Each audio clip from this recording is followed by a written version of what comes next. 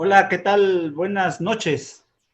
Estamos saludándolos desde eh, con una nueva semana, en donde efectivamente estamos viendo que la situación que hemos venido viviendo los últimos 2 meses prácticamente nos significan a cada uno de nosotros una situación distinta en condiciones de vida, de normalidad.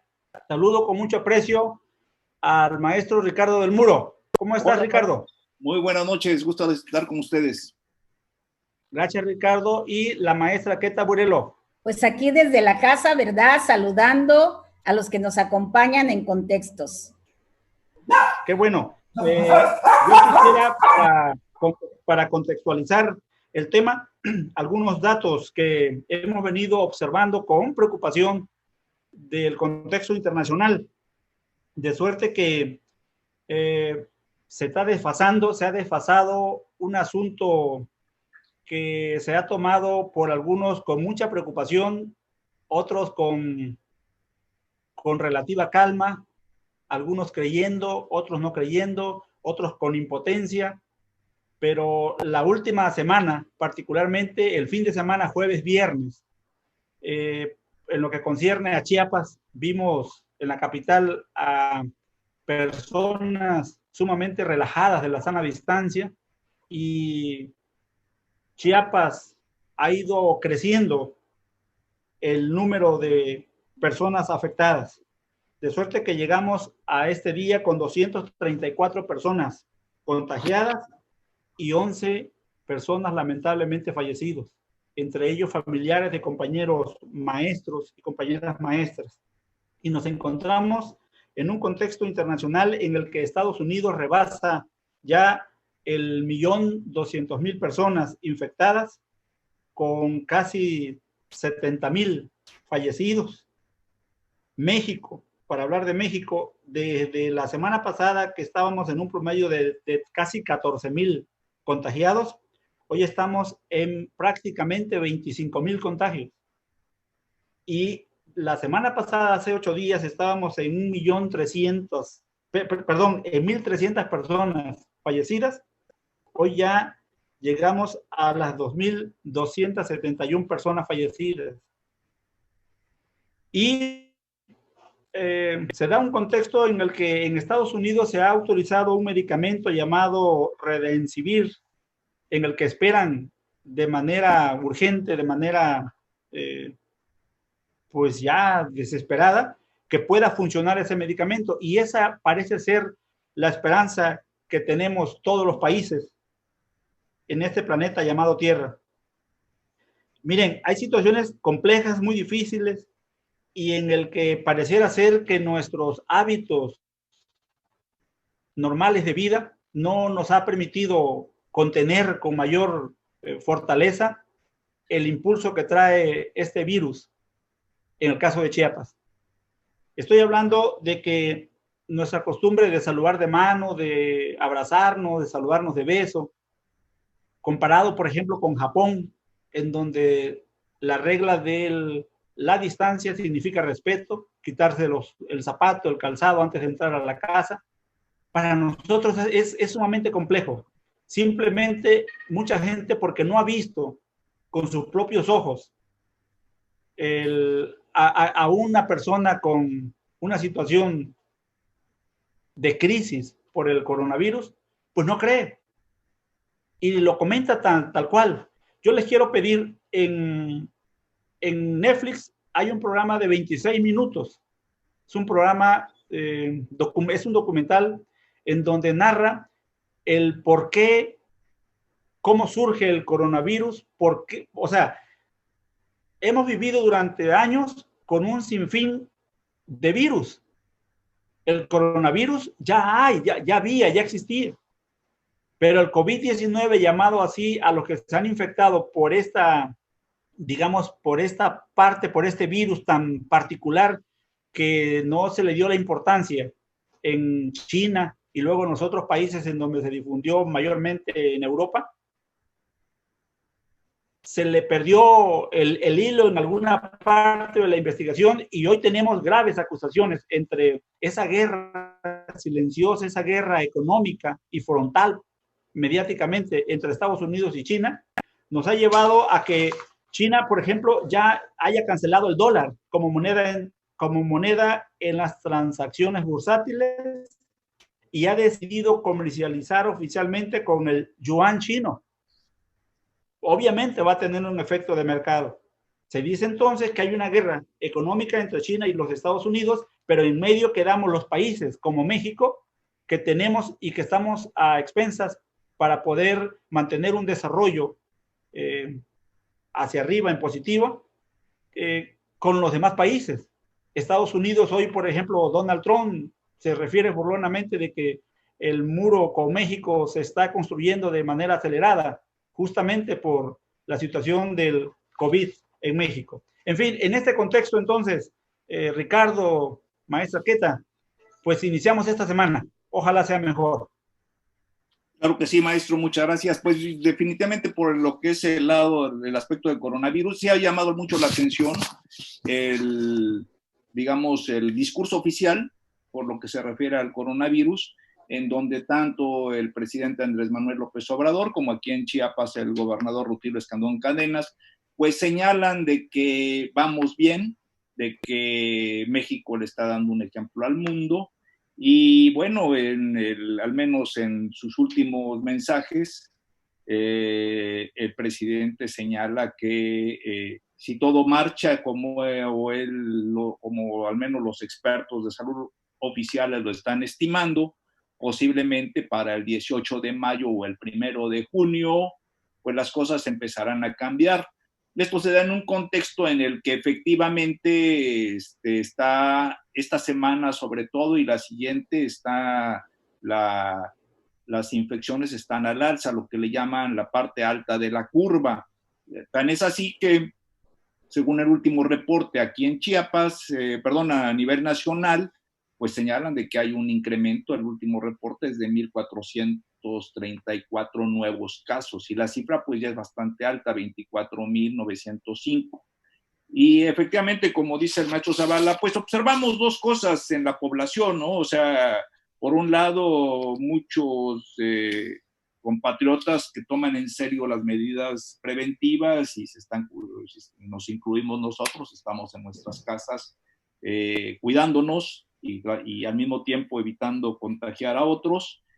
Y por otro lado, hay personas como que no le hacen mucho caso a esto. A la larga, llama la atención que dentro de los nuevos infectados que han surgido están muchos de los que al menos en la Ciudad de México fueron a hacer sus compras al mercado de la Viga en la última Semana Santa, ¿verdad? Según lo que se ha detectado. No sé, la maestra Queta, ¿qué quiera comentar al respecto? ¿Se oye? No tiene volumen.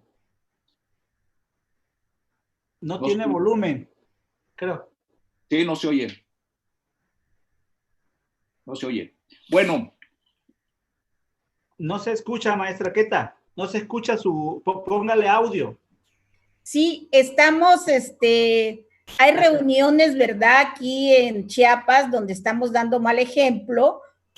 Por ejemplo, una reunión clandestina que hubo de una pelea de gallos, luego una fiesta de funcionarios en Ocosingo, a quienes ya han despedido, ellos trabajaban dentro del ayuntamiento municipal.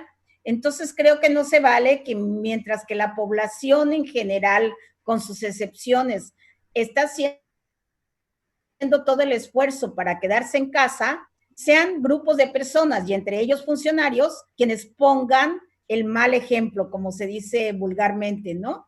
Entonces creo que debemos guardar el compromiso de todos y todas de permanecer en nuestras casas, sobre todo en estas últimas semanas, las que se aproximan, que van a ser decisivas. Así es. Bueno, y si me permiten... Sí. Sí, Ricardo. Sí, pues yo les quería comentar que en cuanto al tema que brincó hoy muy interesante. Es la nueva investigación que va a realizar la Secretaría de la Función Pública para revisar la adquisición de ventiladores mecánicos que se le vendieron al Instituto Mexicano del Seguro Social en Hidalgo y que compró de la empresa Cyber Robotic Solution, propiedad de Leon Manuel Bartlett, hijo del titular de la Comisión Federal de Electricidad, Manuel Bartlett Díaz. La dependencia, en este caso a cargo de Irmeréndez Sandoval, pues hizo este anuncio de que la Secretaría de la Función Pública iba a empezar a investigar después de que en la conferencia de hoy el presidente Andrés Manuel López Obrador pues fue cuestionado al respecto por una reportera, y esto ocurre después de que la Asociación de Mexicanos contra la Corrupción y la Impunidad, que preside Claudio X González, pues revelara un contrato de la delegación del Instituto Mexicano del Seguro Social en Hidalgo por 31 millones de pesos por la compra de 20 ventiladores respiratorios. De acuerdo con la investigación, cada equipo fue vendido en 1.550.000 pesos, que es el precio más alto desde que se declaró la emergencia sanitaria. Posteriormente se ha informado que en la Ciudad de México se adquirió un equipo semejante a un precio todavía más alto, ¿no? Ahora bien, el caso es de que de alguna manera, cuando fue cuestionado al respecto, el presidente López Obrador no pudo ocultar su malestar y señaló que él no iba a tolerar, reiteró que no va a tolerar en su gobierno ningún acto de corrupción, y que del único que se hace responsable es de su hijo Jesús Ernesto, porque es menor de edad. En fin, ya no sabemos esto. Y bueno, que dijo que él debe de alguna manera, dijo que iba a ser atrás de todo esto. O sea, una sencilla respuesta del presidente hubiera sido: lo vamos a investigar. Pero no, dijo que no somos iguales a los gobiernos de antes y que esto calienta porque nos confunden. Habló contra el periódico Reforma, habló contra los medios de comunicación y terminó diciendo que lo que está en el fondo de este asunto es una campaña para debilitar a su gobierno. Yo creo que lo que realmente calienta, y esto incluso para muchos chairos confesos, es la mancha de tener en el gabinete de López Obrador, como director de la Comisión Federal de Electricidad, a un personaje como Manuel Bartlett Díaz. Quien haga lo que haga, siempre se va a ser recordado como el autor del gran fraude electoral que le robó la presidencia a Cuauhtémoc Cárdenas en 1988, y acción que permitió la llegada al poder de Carlos Salinas de Gortari y la consolidación de ese neoliberalismo al cual López Obrador siempre critica. Entonces, sí, al mismo tiempo, es notoria la amabilidad o simpatía, esto para evitar la palabra amiguismo, porque eso tampoco le gusta al presidente, hacia Bartlett, como sucedió recientemente cuando ya fue investigado también por la Secretaría de la Función Pública, y determinó que el director de la Comisión Federal de Electricidad no había caído en conflicto de interés ni faltó a la veracidad de sus declaraciones patrimoniales. Entonces, lo que es difícil entender es esa relación de López Obrador con Bartlett, y algo que creo yo que puede explicar en gran medida el notorio alejamiento de Cuauhtémoc Cárdenas. No sabemos qué hay atrás, una deuda política, un favor que se hizo en algún momento, pero definitivamente es un compromiso muy fuerte. Hay algo. Y ahora nos enteramos que el hijo de Bartlett es un astuto empresario y que sabe hacer muy buenos negocios, ¿no?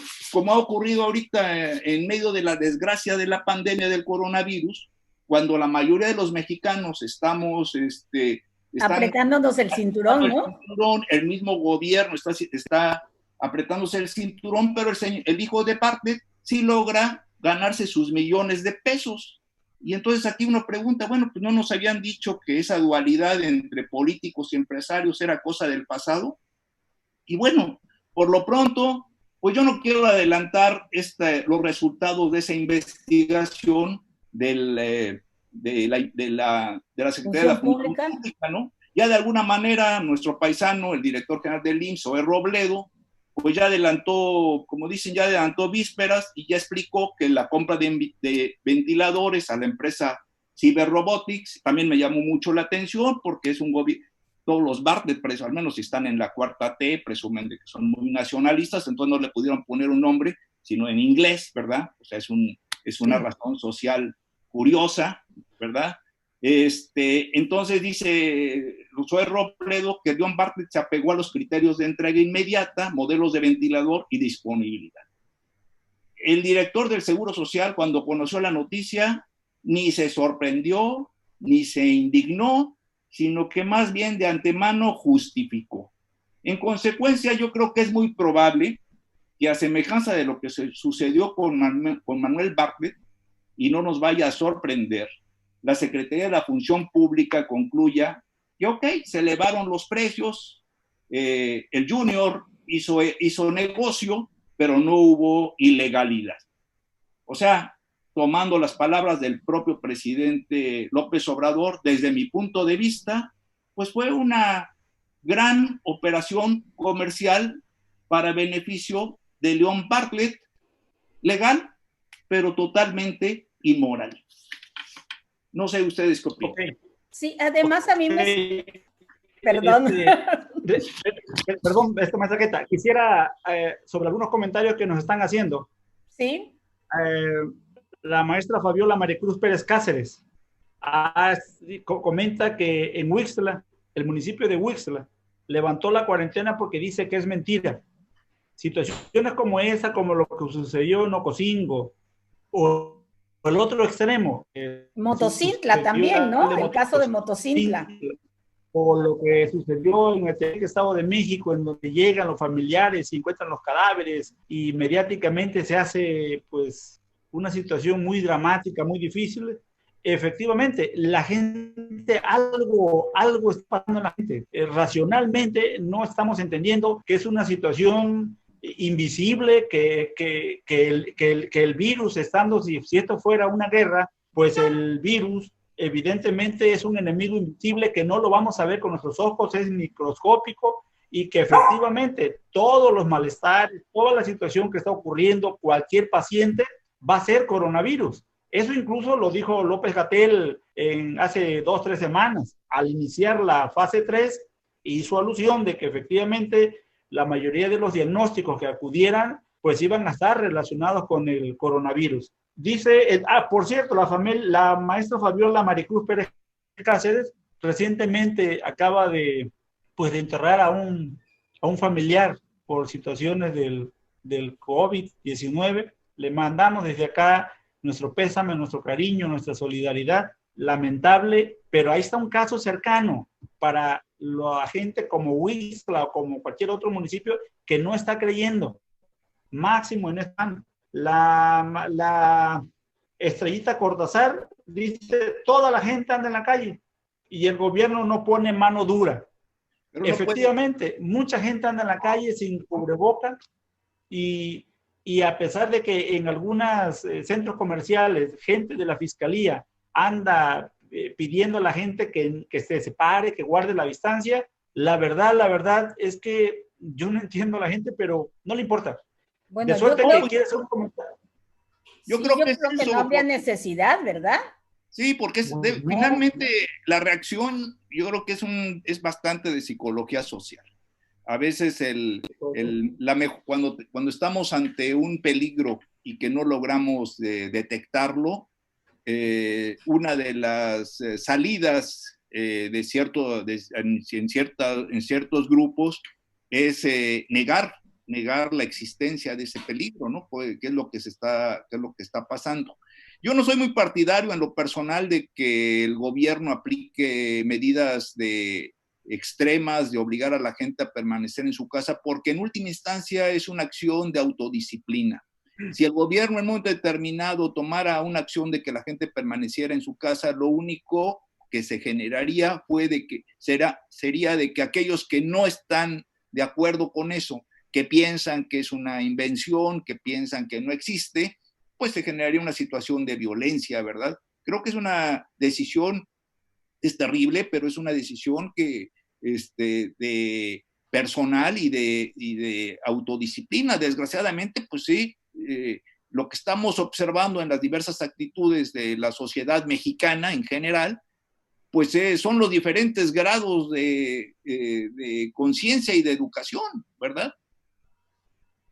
No sé, la maestra Queta, pero... Sí, coincido, sí, contigo, ¿verdad? En esa psicología social que unos se influyen entre todos, ¿no? Y toman decisiones guiados por la masa, no son decisiones individuales, ¿no? Como lo que sucedió también en Motocintla, que fueron al hospital de Motocintla y decidieron también ellos romper la cuarentena, se volvieron a apoderar de los espacios públicos y ahí sí tuvo que ir la policía, la fuerza pública para hablarles y decirles, oigan, ¿qué está pasando con ustedes, verdad? Claro. Y entonces son situaciones que se van a estar dando hasta que termine la cuarentena en diferentes partes del país, desafortunadamente, ¿verdad?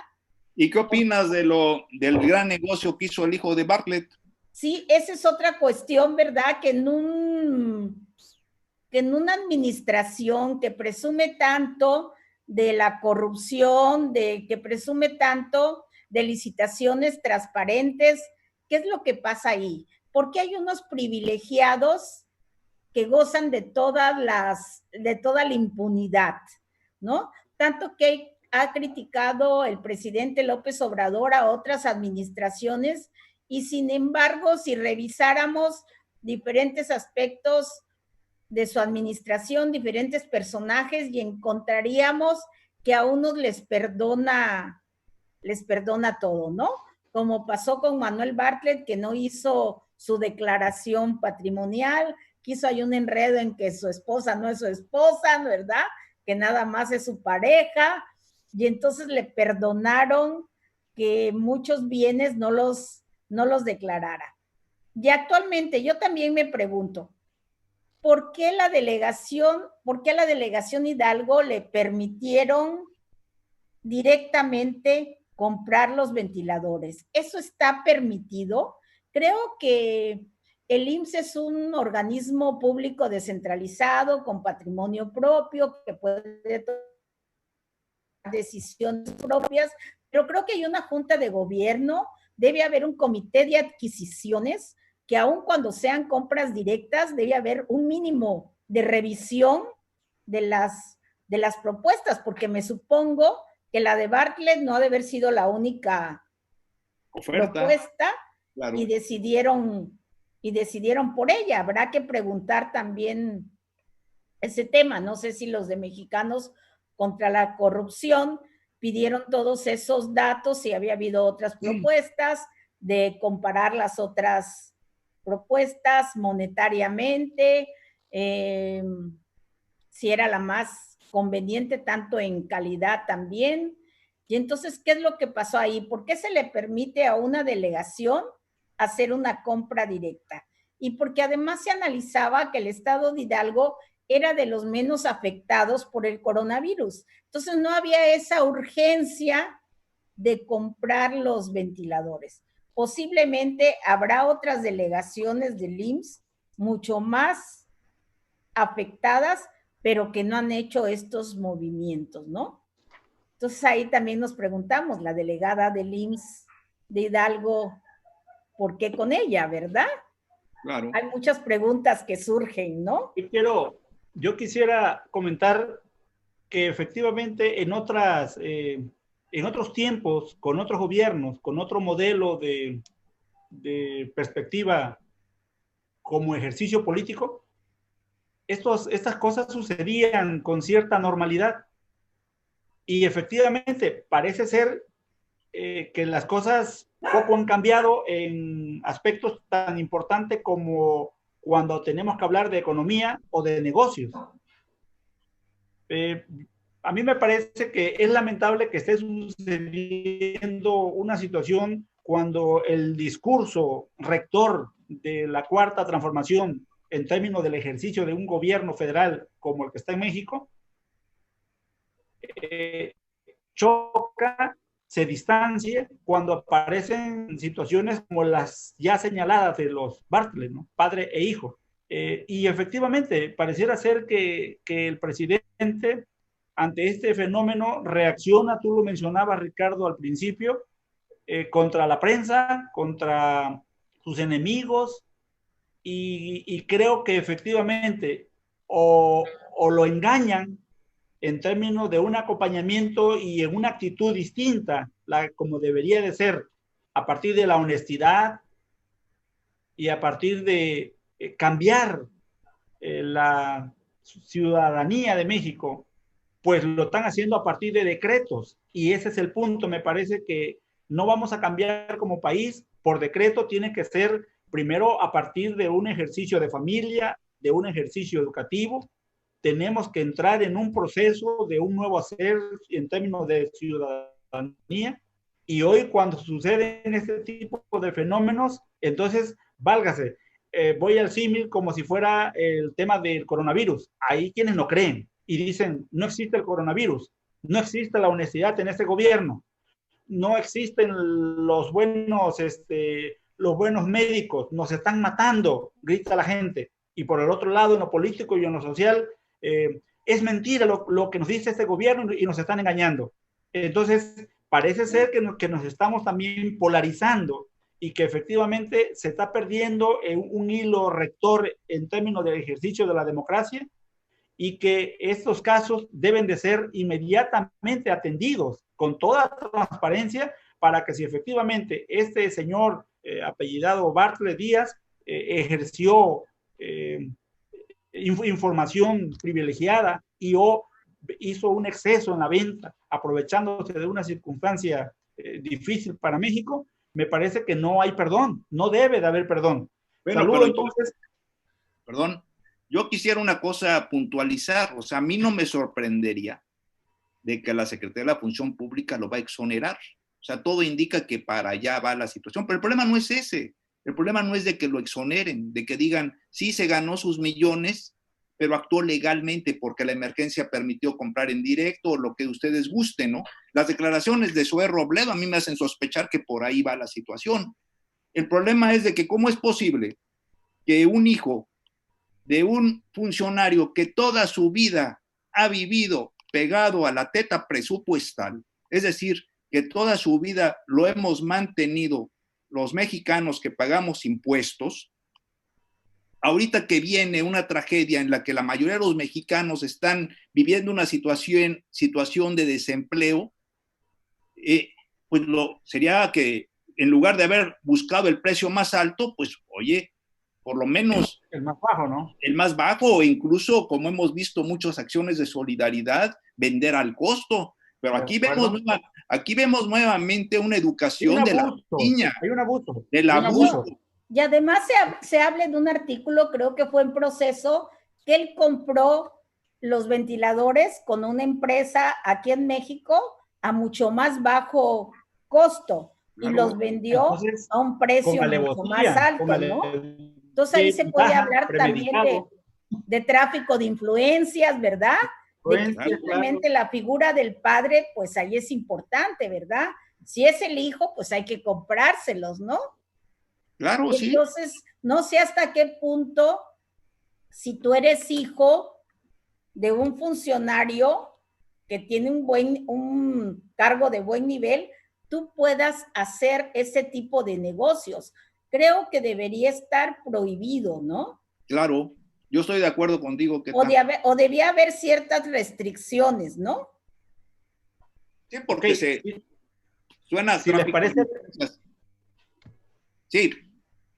Si les parece, Ricardo, maestra Queta, estamos ya en las últimas, vamos a cerrar. Yo antes de hacer la última participación, nos manda saludos Juan Carlos Calimayor, la maestra Cosette Carrillo, también nos está mirando, Berta Lilia Zavala, que es mi hermana, por ahí nos está mirando y nos mandan saludos. Mañana Juan Carlos se incorpora a este programa para enriquecer aún más este diálogo que con el tiempo se nos va muy rápido. vamos cerrando, si les parece, maestra Queta. Sí, pues considero, ¿verdad? Es un llamado al presidente, si quiere seguir en esa línea de la cual se ha propuesto del combate a la corrupción, de la austeridad, pues él debe ya ir poniendo límites, ¿verdad? A este tipo de situaciones donde no haya privilegiados que sigan disfrutando de las posibilidades de componendas, ¿verdad? Eso no se vale, porque unos sí y otros no, o como se dice vulgarmente, o todos parejos o todos chivoludos, ¿verdad? Entonces esa debe ser la tónica del presidente, ¿no? De sí hacer de la corrupción, de erradicar la corrupción, ¿verdad?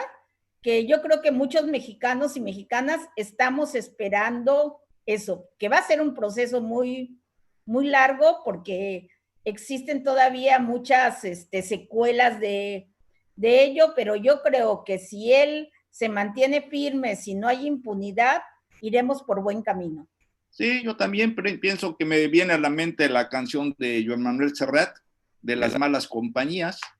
Entonces yo creo que sí debe el presidente librarse de las malas compañías. Y bueno, me imagino que en este caso de los Bartlett, pues son de los que desde un principio son los más identificables, con un pasado pues bastante cuestionable, yo iba a decir turbio, pero digamos cuestionable, con una relación directa con un fraude fenomenal en el 1988, pero seguramente dentro de esa gran coalición que se llama Morena, también hay otros muchos colados y que este tipo de denuncias desgraciadamente salen a la luz, no porque las detecte la Secretaría de Función Pública, sino porque lo detectan organismos como este de Mexicanos contra la Corrupción, o lo detecta la prensa, y eso es triste. Yo quisiera, para terminar este programa, quisiera hacer alusión, Ricardo, maestra Queta, la entrevista que concediera Porfirio Muñoz Ledo en el diario Reforma el fin de semana de la semana pasada, en donde efectivamente parece ser que este hecho del hijo de Bartlett cobra mayor vigencia su argumentación cuando plantea que hay quienes están tratando de llevar al presidente por una ruta distinta a la que aduce él, comentaron y soñaron, configuraron en otro tiempo, y que hoy él se siente hasta cierto punto incómodo, así se le nota, y que a mí me parece que eso desalienta cuando suponemos que las cosas van a ser distintas. Entonces, esa entrevista de Porfirio Muñoz Ledo, que por cierto, también descalificó al presidente con una expresión de reforma a cualquiera le da primera plana, es decir, ese descalificativo o esos gestos también del presidente, y que hoy le molesta también cuando le señalan casos de fraude, le pudiéramos llamar, o de enriquecimiento ilícito, abuso de confianza, no sé, hay muchos términos que pudiéramos enumerar. Entonces, pues estamos terminando esta semana, estamos iniciando esta semana con datos de verdad muy, muy difíciles, muy serios. Yo llamaría una vez más a que guardemos no solamente la sana distancia, procuremos estar en casa. Se nos dice que esta es la semana del pico mayor, no sé si vaya a ser así, y aún cuando hay secretarías como la de Educación, que ya habla del 18 de mayo regresar a una cierta normalidad, y luego el día 1 de enero, a mí me parece que esta semana, si la seguimos descuidando, si siguen las circunstancias como están, vamos a tener un precio y un costo mayor, social, económica y políticamente, con casos como el del hijo de Bartlett. Entonces, nos despedimos, si les parece. Hasta luego. Nos queda un minuto todavía, según el señalador, pero a mí me gustaría recuperar una propuesta que hacía Juan Carlos en algún programa de la semana antepasada, que ojalá este día viernes próximo tuviéramos la oportunidad de hablar con el público, de compartir con el público, a lo mejor temas que nos coloquen en una perspectiva, si a lo mejor de relajamiento, ¿no? Pero de análisis diferente, que pudiéramos estar hablando de películas. Ya hablamos del libro, que me parece un buen ejercicio. Creo que el tema de las películas que hoy, por el tiempo que tenemos en casa, puede ser bastante enriquecedor. Sí, que nos manden sus... ¿Cómo ves, Carlos? Sus listas. Y que nos manden sus películas, sus propuestas de películas que comentemos aquí. Para el día viernes. Para el día viernes. Pues bueno, muchas gracias entonces, maestra Queta, muchas gracias, Ricardo. Nos vemos a todos los que nos siguieron esta noche. Muchas gracias y buenas noches. Muy buenas noches.